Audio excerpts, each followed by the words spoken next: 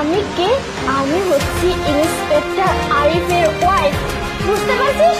আর আরিফ বিয়ে করার পর থেকে আমার সাথে যেভাবে অত্যাচার, আমাকে যেইভাবে চাপ সৃষ্টি করতেছিল, আমি তো তিলে তিলে শেষ হয়ে যাচ্ছিলাম।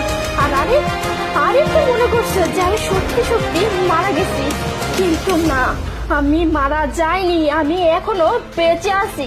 যখন তোদের থানায় এসে আমি ডায়েরি করাতে চাইছি, তখন তোদের সাথে যে ইন্সপেক্টর ছিল না, তখন আমার নারী নির্যাতনের ফাইলটা সাথে সাথে ছিঁড়ে ফেলে দিছে।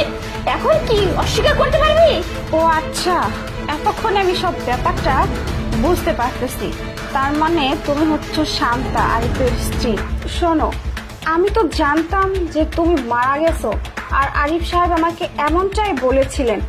এর জন্য আমি কোনো পদক্ষেপ বা কোনো ব্যবস্থা নেইনি, কিন্তু এখন তো দেখতে পাচ্ছি যে তুমি জীবিত আছো। এসব ঘটনা তো আমি কিছুই জানতাম না। হ্যাঁ ম্যাডাম, আমি মারা যাইনি, কিন্তু আরিফের সবাই জানে যে আমি মারা গেছি, আমি এখনো বেঁচে আছি। ওই দিনের পরে আমি এই থানাতে এসে রিপোর্ট করতে চাইছিলাম, কিন্তু আপনার অফিসাররা সেই ফাইলটা আমার চোখের সামনে ছিঁড়ে ফেলে দিচ্ছে। বুঝতে পারছি সবকিছু। শোনো, আইন সবার জন্যই সমান, আর তুমি যেহেতু নিজে থানায় আসছো, তাহলে এর বিচার তুমি অবশ্যই পাবে। ঠিক আছে, তুমি এখানে একটু দাঁড়াও, আমি দেখি আরিফ সাহেব কোন থানায় পোস্টিং আছে। আমি ওনাকে ফোন দিয়ে এখনই নিয়ে আসতেছি।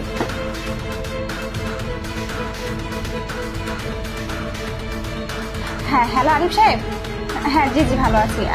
শুনুন, আপনি যেখানেই থাকুন না কেন, আপনি এই মুহূর্তে আপনি আগে যেখানে পোস্টিং ছিলেন এখানে চলে আসুন। না না, কোনো সমস্যা না, আপনি আসুন, একটু কথা আছে। ওকে ওকে, এক্ষুনি। ওকে, চিন্তা করবেন না, আসতেছি। আসসালামু আলাইকুম ম্যাডাম। হ্যাঁ, ওয়ালাইকুম আসসালাম। ভালো আছেন? হ্যাঁ আরিফ সাহেব, দেখুন তো চিনতে পারেন কিনা ওনাকে। আপনি তো বলেছিলেন যে আপনার স্ত্রী নাকি মারা গেছে, কিন্তু আমি তো দেখতে পাচ্ছি স্বয়ং এখানে দাঁড়িয়ে আছে। আচ্ছা, আপনার কি মনে আছে যে ও জীবিত থাকা অবস্থায় একটা এফআইআর করেছিল আপনার নামে, আর আপনি সেটা ওর সামনেই ছিঁড়ে ফেলেছিলেন? ম্যাডাম, আপনি এসব কি কথা বলতেছেন? আমি কেন ওই এফআইআর কেন ছিঁড়ে ফেলবো? আমি তো নিজেই একজন পুলিশ অফিসার ছিলাম, এখনো তো আছি। আর তাছাড়া আমি সবসময় অন্যায়ের বিরুদ্ধে কথা বলছি, জোরে সোরে কথা বলে গেছি। আমি কেন ওনার কাগজপাতি ছিঁড়বো? চুপ করুন আপনি। আপনার এসব ইনিয়ে বিনিয়ে কথা আমাকে শোনাতে আসবেন না। আপনি আমার থেকে সিনিয়র নন, আমি আপনার থেকে সিনিয়র, আর আপনি আমার জুনিয়র।